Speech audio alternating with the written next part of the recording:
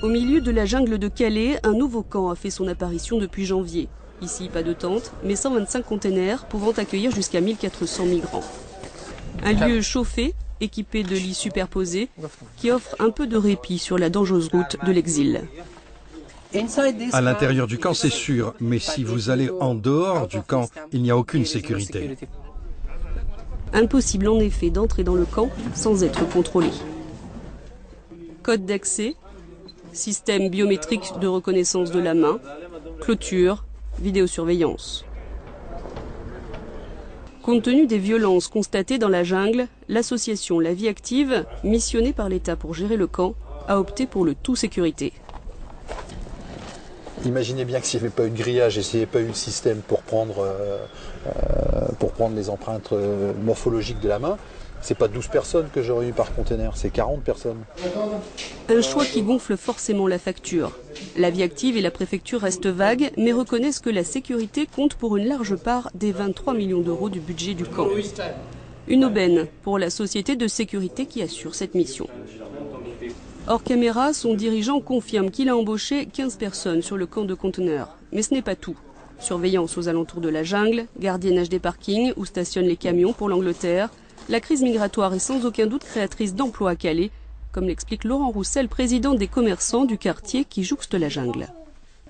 Aujourd'hui, le jeune qui souhaite travailler, qui souhaite vraiment avoir un emploi, c'est de faire les démarches auprès de Pôle emploi pour faire une formation de sécurité. Et demain, il y a une chance, on va dire 2 chances sur 3 de pouvoir travailler. C'est vrai que c'est quasiment le meilleur emploi sur Calais actuellement. Il n'y a pas que dans le nord de la France que le contrôle des migrants accroît l'activité des entreprises de sécurité. C'est en banlieue parisienne qu'a été conçu le système biométrique du camp de conteneurs. Pour son directeur, aucun doute, c'est un débouché prometteur.